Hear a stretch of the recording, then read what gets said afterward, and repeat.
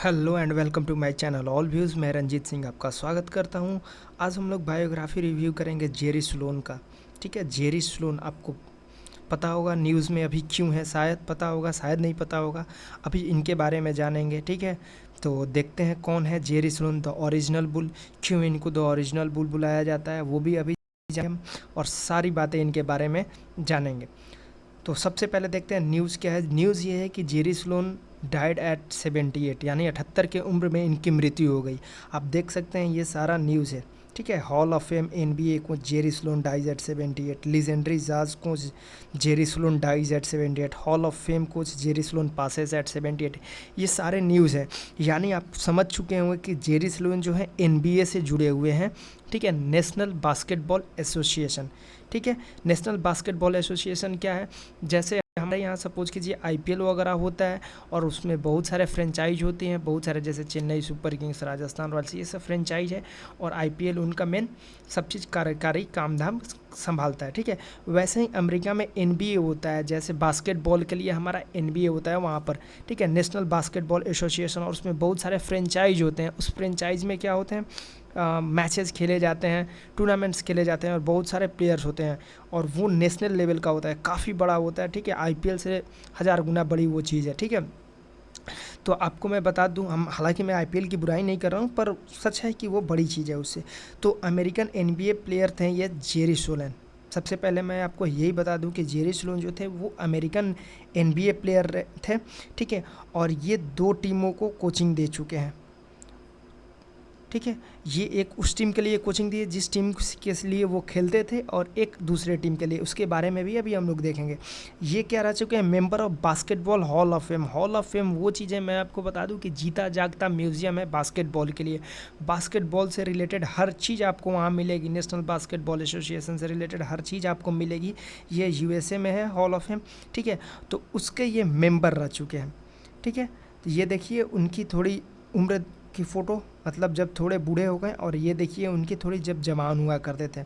मैं आपको बता दूं कि इनका जन्म जो हुआ 24 मार्च 1942 को हुआ। 24 मार्च 1942 को हुआ। कहाँ पर, USA में। USA की एक स्टेट है इलिनियस, वहीं पे इनका जन्म हुआ। और ये जब बड़े हुए तो 6 फीट 5 इंच लंबे हो गए। ठीक है, मैं आपको बता दूं कि ये अपने भाइयों में सबसे छोटे थे, 10वें नंबर पर थे। ठीक है, मतलब अपने भाइयों में 10वें नंबर पर ये आते थे। ठीक है, और इनके पिता जो थे 4 साल की उम्र में ही गुजर गए थे। जब ये 4 साल के थे तब इनके पिता का देहांत हो गया, तो इनको इनकी मदर ने इन्हें, ठीक है, पाल पोस कर बड़ा किया। सिंगल मदर इनको पाल पोस कर बड़ा किया। ये देखिए एक्शन में है जेरी सोलन। अब इनकी प्लेइंग करियर के बारे में देखते हैं हम लोग। यूनिवर्सिटी ऑफ इवांसलिप, ये जो यूनिवर्सिटी है, ठीक है, इस यूनिवर्सिटी में इन्होंने पढ़ाई लिखाई की, वहीं से ग्रेजुएशन किया और वहीं पर खेलना भी आरंभ किया, और वहीं से इनकी NBA टीम में सिलेक्शन हो गई। बाल्टीमोर बुलेट नाम की एक टीम थी, उसने इन्हें सेलेक्ट कर लिया 1964 में। जैसे हमारे यहाँ होता है ना, सिलेक्शन कमेटी जाती है, या फिर फ्रेंचाइज के कुछ सिलेक्शन वाले लोग होते हैं, वो जाते हैं किसी यूनिवर्सिटी या किसी सिलेक्शन मैच से IPL में उठा कर लाते हैं प्लेयर। वैसे ही यहाँ पर भी हुआ इनके साथ कि इनको यूनिवर्सिटी से ही, ठीक है, बाल्टीमोर बुलेट्स जो फ्रेंचाइज थी उसने उठा लिया इनको एज ए 19th प्लेयर। लेकिन उस साल वो खेल नहीं सके। फिर 1965 में एज ए 4th प्लेयर इन्हें उसी टीम में लिया गया। ठीक है, लेकिन क्या किया गया, इनकी ट्रेडिंग कर दी गई। जैसे IPL में भी आप देखते होंगे ट्रेडिंग होता है प्लेयर्स का, ठीक है, इस टीम से उस टीम में। वैसे ही शिकागो बुल नाम की एक टीम आई थी, उस टीम में इन्हें ट्रेड कर दिया गया, और वहाँ पर इनकी परफॉर्मेंस इतनी ज़बरदस्त रही। ठीक है, ये इतने अच्छे शूटर रहे, इतने अच्छे डिफेंस में खेलते थे कि इनका नाम दिया गया वहाँ पर द ओरिजिनल बुल। ठीक है, बुल मतलब शिकागो बुल से इनका मतलब हुआ बुल, और इनका नाम दे दिया गया ओरिजिनल बुल। ठीक है, अब मैं आपको बता दूं कि ये 4 नंबर की जर्सी पहनते थे। इनके जर्सी पर 4 नंबर लिखा हुआ था होता था। और जब ये रिटायर किए 78 में, तो 76 में, सॉरी, तो शिकागो बुल्स ने क्या किया, इस जर्सी को ही पूरी तरीके से रिटायर कर दिया। 4 नंबर अब शिकागो बुल्स के टीम में कभी भी कोई नहीं पहनेगा। जैसे आपने सुना होगा इंडियन क्रिकेट टीम में जर्सी नंबर 10 को रिटायर कर दिया गया है, कोई नहीं पहनेगा सचिन तेंदुलकर की जर्सी, वैसे ही जर्सी नंबर 4 को रिटायर कर दिया गया हमेशा के लिए। एज ए प्लेयर इनको देखते हैं, ये क्या है 1965 से 1966, मतलब बाल्टीमोर बुलेट्स के लिए आपको बताया उसी टीम में थे पर खेला नहीं। और ठीक है, उसके बाद क्या हुआ, शिकागो बुल्स के लिए 1966 से 76 में शिकागो बुल्स के लिए काफ़ी अच्छे परफॉर्मेंस दिए। ठीक है, 1 साल ये 10 साल में। ठीक है, और वहाँ पर इनको द ओरिजिनल बुल का निकनेम मिल गया।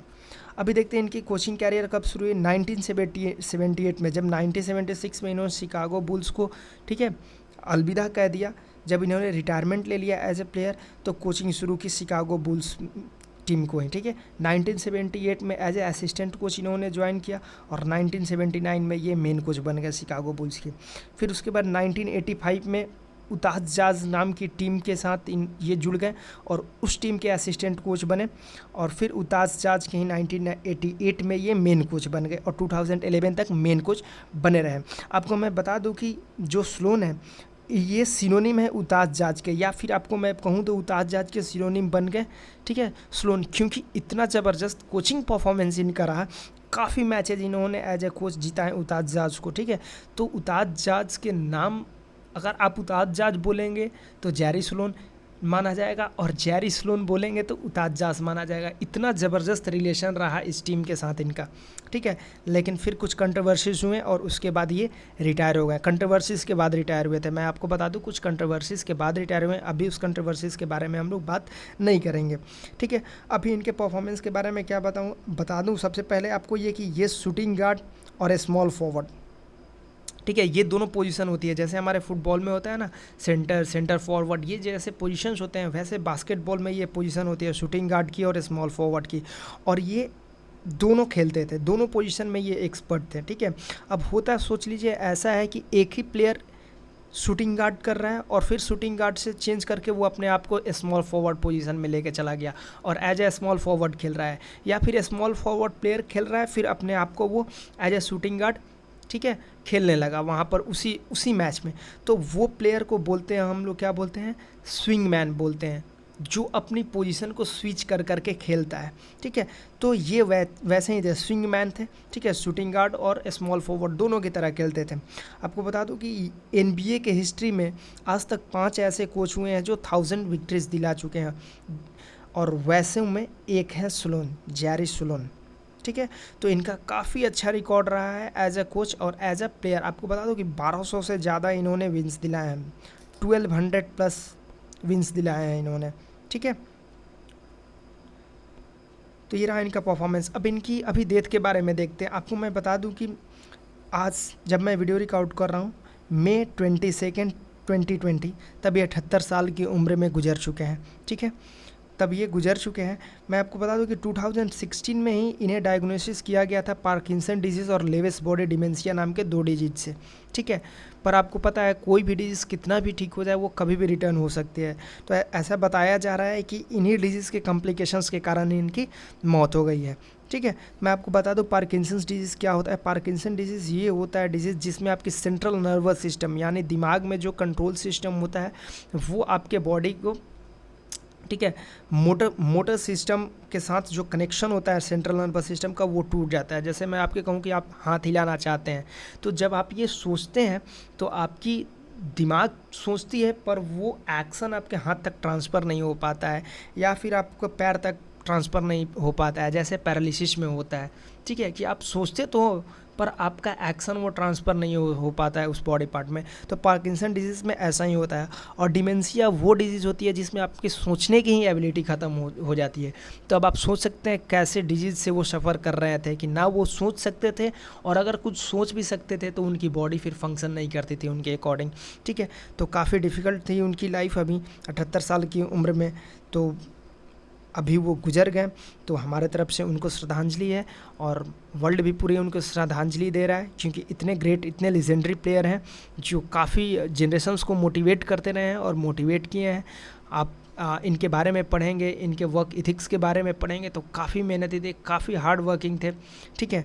तो इस वजह से ये एक मोटिवेशन की तरह है यूथ्स के लिए, और जो भी NBA प्लेयर हो या कोई भी प्लेयर बनना चाहता वो एक मोटिवेशन की तरह है। चलिए आप मुझे एक आंसर बताइए कि थोड़े दिन पहले USA के और एक NBA प्लेयर की मौत हो गई थी एक प्लेन क्रैश में। क्या आप उनका नाम मुझे बता सकते हैं? कमेंट बॉक्स में ज़रूर बताइएगा अगर आपको पता हो। उनका नाम K से स्टार्ट होता है, मैंने आपको इतना हिंट दे दिया, ठीक है। अभी जो जेरी स्लोन है उनकी एक काफ़ी फेमस उनकी कोट है, size doesn't make any difference, the heart is what makes difference.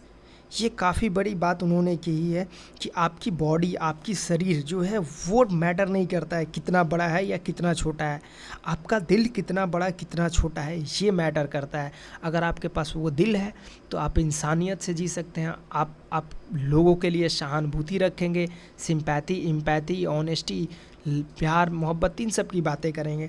तो काफ़ी बड़ी बात उन्होंने कही है। तो आई होप आपको समझ में आया होगा जेरी स्लोन के बारे में, थोड़ा सा उनके बारे में आपको इंसाइट मिला होगा, और आई होप कि आप भी इस लीजेंडरी को पढ़ेंगे और इनके बारे में और भी जानने की कोशिश करेंगे। तो ये मेरे तरफ से था जेरी स्लोन के बारे में थोड़ा सा, और मैं अपने तरफ से उनको श्रद्धांजलि अर्पित करता हूँ। तो आप भी उनको श्रद्धांजलि अर्पित कीजिए, और अगर आपको ये वीडियो अच्छा लगा हो तो प्लीज़ प्लीज़ प्लीज़ चैनल को सब्सक्राइब कर लीजिए और आप मेरे साथ जुड़ जाइए हमेशा के लिए। Thank you so much.